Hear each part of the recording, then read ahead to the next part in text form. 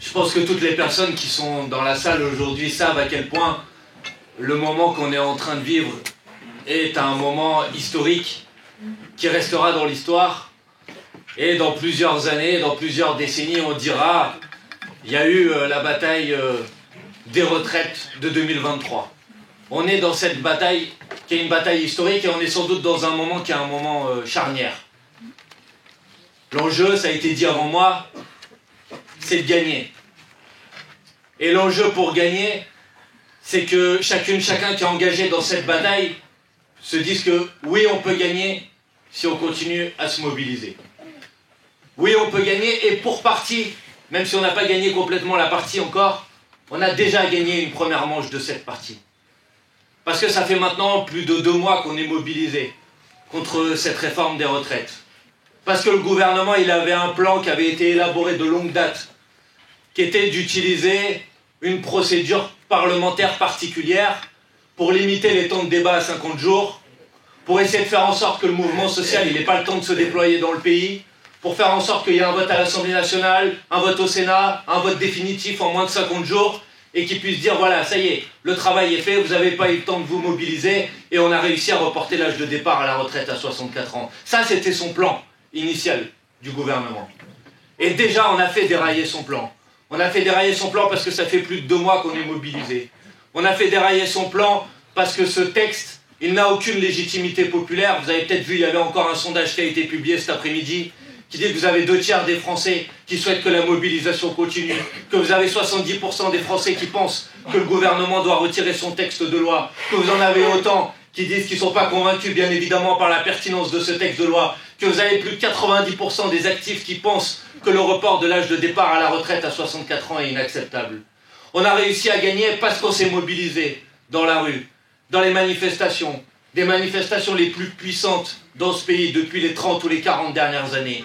On a réussi à gagner parce qu'on s'est battus ensemble, les différents groupes qui sont représentés ici, à l'Assemblée nationale, au Sénat, et que ce texte aujourd'hui n'a aucune légitimité parlementaire, aucune légitimité populaire, aucune légitimité parlementaire, parce que la mobilisation continue, et parce que ça déjà c'est inédit, qu'il y a un mouvement social qui se poursuive alors que ce texte, selon eux, a été adopté à l'Assemblée nationale. Pour partie, on a déjà gagné une première manche. Maintenant, il faut gagner la partie de manière complète. Gagner la partie de manière complète, c'est se rendre compte les uns les autres qu'on est dans une bataille d'usure. Que vous avez un gouvernement qui cherche même plus à convaincre aujourd'hui du bien fondé de sa réforme. Il a renoncé. Il a renoncé à essayer de nous faire croire, comme il l'a fait au début, que cette réforme, elle était indispensable d'un point de vue économique. Les gens ne sont pas convaincus de ça et ils ont raison. Il a renoncé. Il n'est même plus dans l'argumentation sur ce sujet. Il a renoncé à essayer de nous faire passer cette réforme comme un progrès social, comme il a voulu le faire au début, parce qu'il a bien compris que personne ne croyait à cette fable. Il a renoncé à tout ça et il ne lui reste plus qu'une seule arme. C'est de miser sur notre épuisement. C'est de miser sur notre essoufflement. C'est de se dire, bon, on va passer en force et puis au bout d'un moment, le mouvement va se tasser et puis tout le monde oubliera et tout le monde passera à autre chose. On est dans un bras de fer. On est dans une guerre d'usure. Et dans cette bataille d'usure, il faut que nous-mêmes, ici dans cette salle, mais plus largement dans le pays, on soit convaincus qu'on peut gagner. Et on peut gagner parce qu'en face de nous, on a un gouvernement qui est plus affaibli que jamais. On a un gouvernement qui n'a même pas été capable de convaincre une majorité de députés de voter ce texte de loi à l'Assemblée nationale. On a un gouvernement qui est passé à un fil, à 9 voix, d'être renversé par une motion de censure, alors que tout le monde disait oui, la motion de censure, elle n'a aucune chance de gagner. On a un gouvernement qui avait comme objectif de construire autour de cette bataille des retraites une coalition stable avec les Républicains pour dire vous voyez, il y a une majorité de députés à l'Assemblée nationale pour soutenir notre politique et dont le projet a explosé en vol parce que sous la pression populaire, sous la pression de la rue, sous la pression des manifestations partout, en particulier dans les petites villes, vous avez même des députés les Républicains qui ont dit non, nous on ne peut pas être d'accord avec ça. Vous avez un gouvernement qui est plus faible que jamais à l'Assemblée nationale. Mes collègues pourront en témoigner, ils viennent même plus. Quand Madame Borne est venue se défendre face à la motion de censure qu'on avait déposée, il y avait la moitié des députés macronistes qui sont restés à la maison parce qu'ils n'assumaient même pas d'être dans l'hémicycle pour soutenir la Première ministre. On a un gouvernement qui est plus faible que jamais parce que vous avez vu que le président de la République annule les uns après les autres ses déplacements, que les ministres, on leur donne l'ordre de rester à la maison, que les députés, quand ils rentrent dans leur circonscription, ils n'osent même pas sortir sur le marché parce qu'ils ont l'impression qu'ils vont mal se faire recevoir et c'est pas seulement une impression.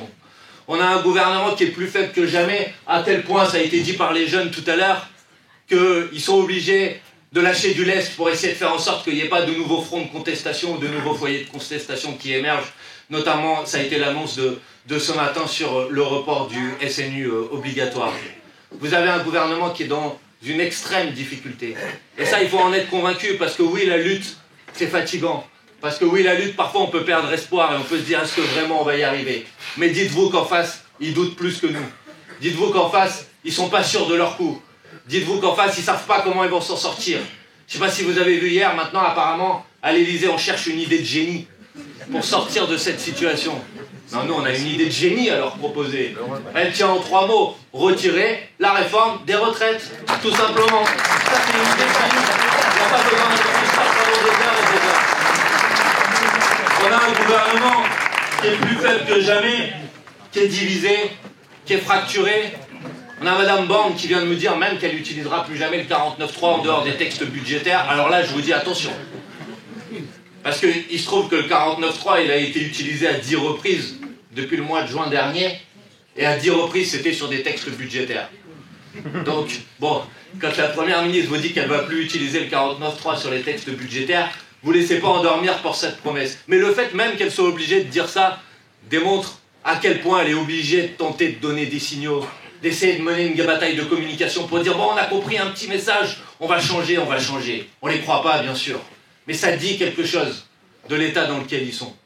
Moi, ce que je veux vous convaincre aujourd'hui, c'est pas sur le fond de la réforme, parce que je pense que vous êtes convaincus ici, et je pense que tous les arguments ont déjà été largement échangés. Ce que je veux vous convaincre, c'est qu'on peut gagner parce qu'ils doutent, qu'on peut gagner parce qu'ils sont faibles, qu'on peut gagner parce qu'on ne peut pas résister à une opposition qui est une opposition aussi forte, aussi massive, aussi constante, aussi déterminée que celle à laquelle on a le droit dans ce pays depuis maintenant plusieurs mois. On peut gagner, mais pour gagner, il faut continuer la lutte, il faut continuer la bataille. Bien sûr, il y a un recours au Conseil constitutionnel qui a été déposé, on l'a déposé nous-mêmes. Bien sûr, il y a des outils parlementaires, législatifs qu'on utilise, c'est une évidence. Mais vous savez très bien ici que c'est pas comme ça qu'on va gagner. Que si on veut gagner, c'est par la lutte, c'est par la bataille. Personne ici, je pense, croit que le Conseil constitutionnel juge en droit. Parce que s'il jugeait en droit, le Conseil constitutionnel, ce texte de loi, il n'aurait pas besoin de 3 semaines pour savoir s'il est compatible avec la Constitution ou pas. C'est une évidence que la procédure parlementaire qui a été utilisée par le gouvernement est une procédure parlementaire qui détourne la Constitution. C'est une évidence. C'est une évidence qu'un texte de loi sur les retraites n'a rien à faire dans un projet de loi de finances de la sécurité sociale rectificatif. C'est une évidence que quand vous utilisez le vote bloqué, le 47.1, le 49.3, que la sincérité du débat parlementaire en est affectée. Donc le sujet n'est pas de savoir si le Conseil constitutionnel va nous sauver ou pas. Le sujet, c'est de savoir si on va augmenter suffisamment la pression populaire pour que Macron recule ou pour que le Conseil constitutionnel lui-même dise « Bon, là, c'est trop dangereux de valider ce texte de loi ». Ça, c'est notre responsabilité.